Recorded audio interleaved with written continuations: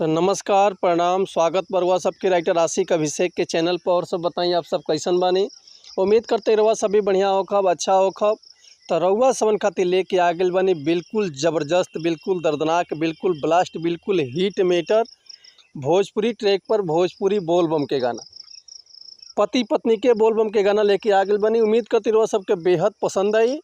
अगर एकरा के रउआ नया म्यूजिक बनवा के बढ़िया से दिल से गायकी कहतन तो 100% बाकी गाना और मार्केट में ब्लास्ट करी।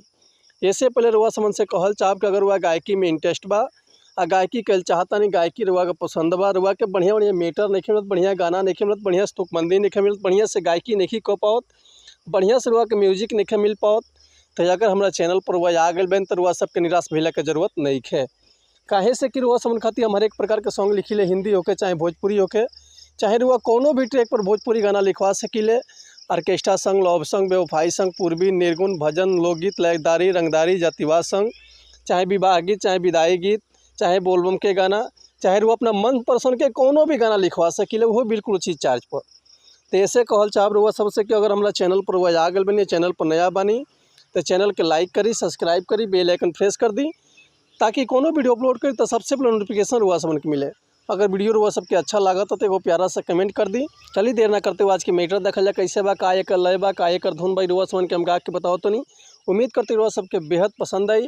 हाल में वो गाना गर्मी स्पेशल आयल समर सिंह के कि जैसे चूहे महुआ राजा चूहे मोर जवानी, चूहे मोर जवानी राजा चूहे मोर जवानी, जैसे चूहे महुआ राजा चूहे मोर जवानी। तो यही ट्रैक पर वह खातिर लेके आ गए बनी बिल्कुल दर्दनाक बोलबम के गाना।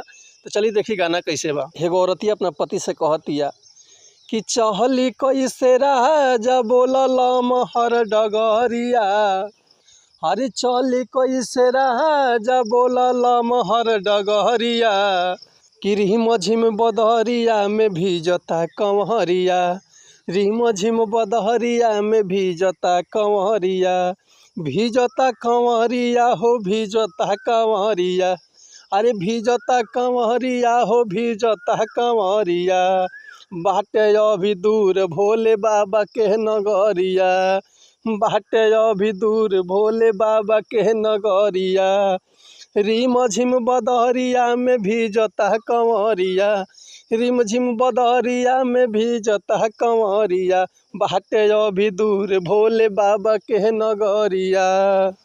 तो उम्मीद करते मेटर हुआ सबके बेहद पसंद आयल होई।